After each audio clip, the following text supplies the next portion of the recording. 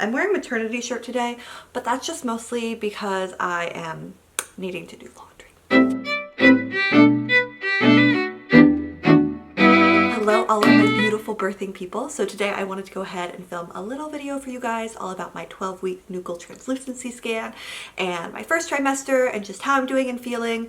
And if this is not the content that you're here for, that's totally fine. We will catch you in the next video. I'm going to be doing a series on postpartum coming up, which hopefully is going to be really helpful for everybody. But I wanted to give you guys a quick update because on my last video, which I have not put out yet, but if you're seeing this video, then that video is out and I'll link it in the card. I announced my pregnancy. I was telling you guys how I was doing at about 8 weeks, 5 days. Well, now I am 12 weeks and 4 days pregnant. It is November 19th, and I yesterday went in for my Nuchal Translucency scan, so I wanted to chat with you guys a little bit about that. Before we chat about that, I guess I'd like to give a little update on how I'm doing and feeling. Me back at 8 weeks, 5 days was feeling like dog poop and just like miserable and nauseous all the time. My skin was really bad. Well, my skin is still pretty bad, but I am finally starting to feel a little bit better. I like see the light at the end of the tunnel. Praise the Lord. I know that some people are miserable and nauseous and throw up their whole pregnancies, and if that's you, I am so sorry. That sucks. Because I literally have felt like a completely different person for the last 8 weeks, and I have not enjoyed that person.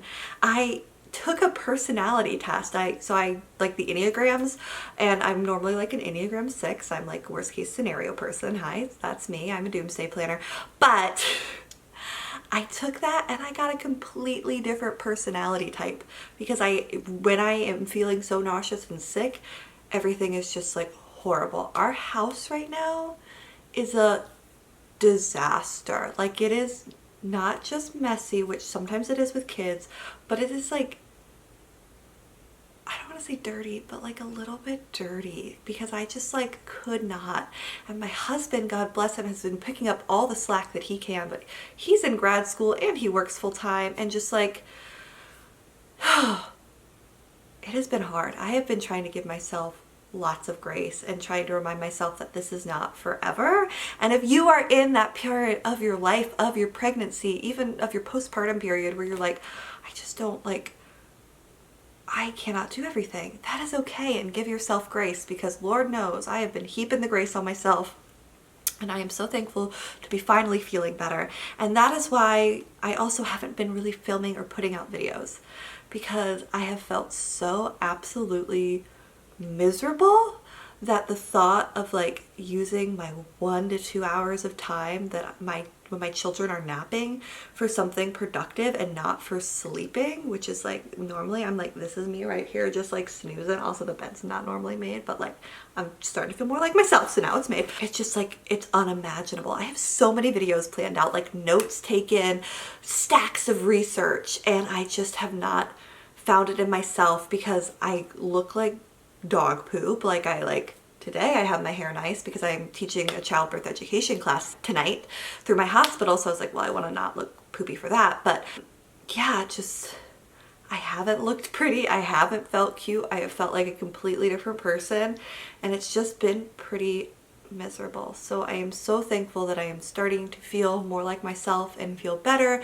and starting to get that second trimester burst of energy, because I have so much content that I want to share with you guys that is so important to me that I share with you guys, and I just really want to get that out there. So I'm so thankful to be finally feeling better. I thought this would get better after I had my scan at 9 weeks. And I think it's slightly better now that I've had my 12-week scan, but I still just feel like with this pregnancy, I'm just waiting for the other shoe to drop. I'm just waiting for something bad to happen. And part of that is I think that I'm guarding myself and guarding my heart, because when I had that chemical pregnancy a few months ago, I was so excited. And then when that obviously didn't work out and that pregnancy resulted in a miscarriage, I was so devastated and just like affected by that even though everything is going great with this pregnancy and I have had no signs or symptoms that something wouldn't be going great, I'm still anxious about things going well. And I don't know if that is gonna get better once I start feeling the baby move, but something that I learned at my 9-week scan and then again at my 12-week scan, not that it would have changed, is that I actually have an anterior placenta.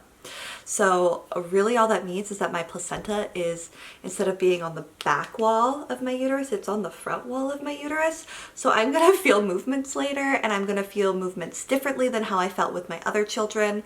And I'm, of course, now going to be comparing the two constantly because that's just who I am. I can't help myself. I'm a 6.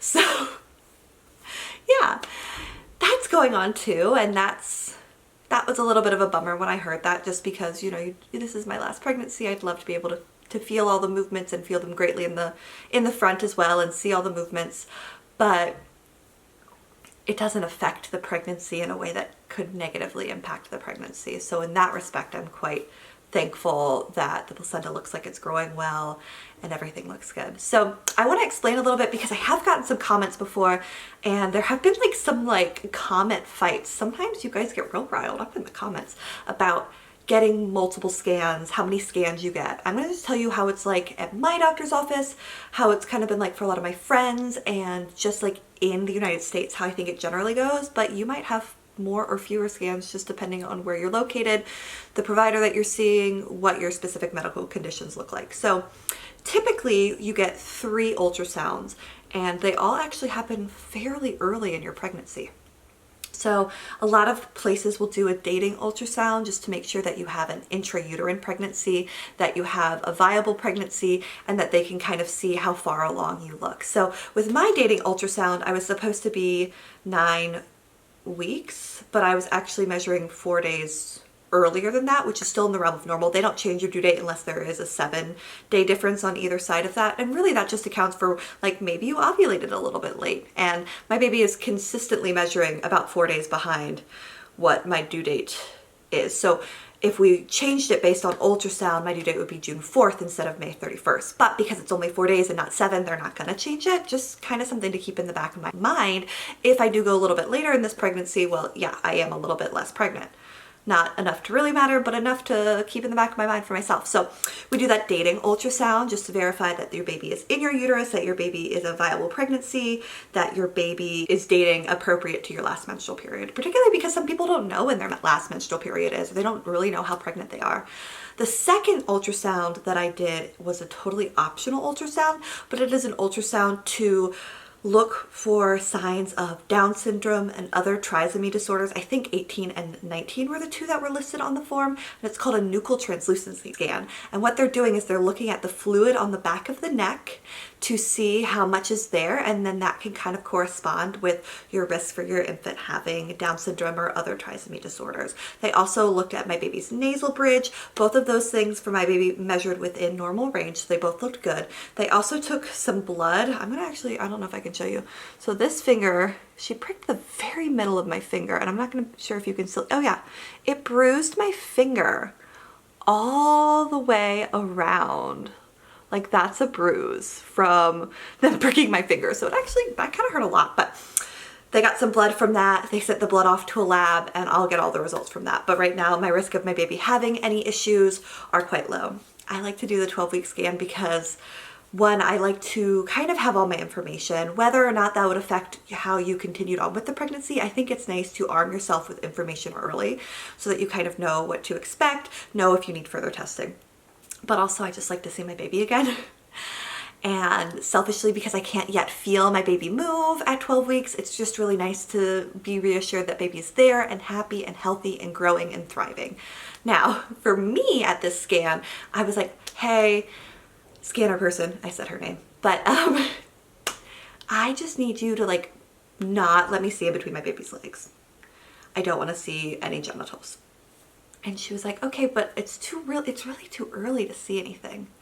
And I was like, okay, I thought you would say that. So I'm going to show you the picture of my son's at 12 weeks. Now, for his personal privacy, I'm not going to show you guys, even though it's hilarious. My husband's like, don't put that all over the internet. But it's so funny, and it doesn't matter. But very clearly on his little like 2-inch long body, in between his legs, he has a penis at 12 weeks.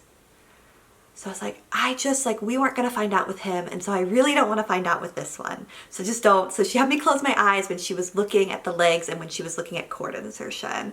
And so I didn't see that. My baby does have a 3-vessel cord, which is great. That's what babies are supposed to have. Some babies had 2-vessel cords, which can be associated with certain disorders or conditions and also can just happen spontaneously. But my baby has a 3-vessel cord, so yay, baby. And so we didn't look in between the legs. She emailed me some of the pictures that they took, so I will put those picture in a picture at some point so that you guys can see all of the beautiful things that my baby has. Unfortunately, they're not the most clear and most beautiful pictures, and I don't know if this was because she was going externally versus internally. She did both actually, or if it was because my placenta was in the front, but I just feel like I got clearer pictures at my 12-week scans with my other babies.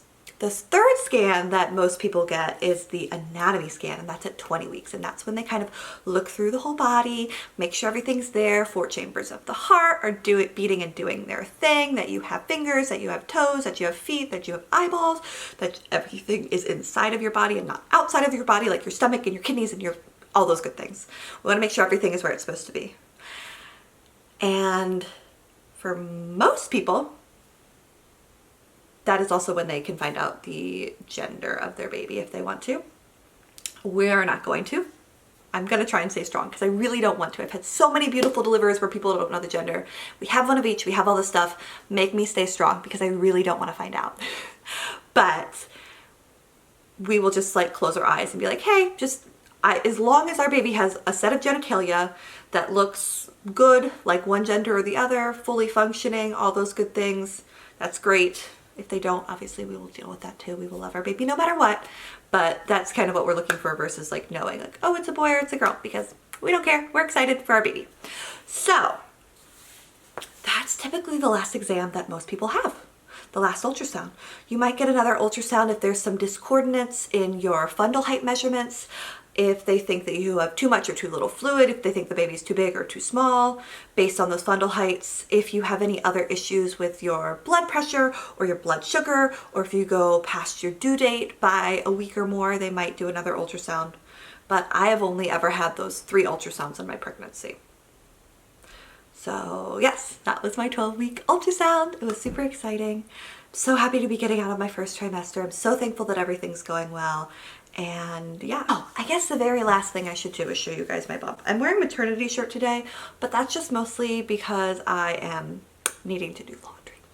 So let me see if I can back this up a little bit. Whoop. Back myself up. Okay. So I've gained like 3 or 4 pounds, and I mostly just am kind of like a little bit bloated. I think my baby is just starting to come out of my pelvis, sweet little thing, but most of this is my displaced organs and my abs that have given up. There we go.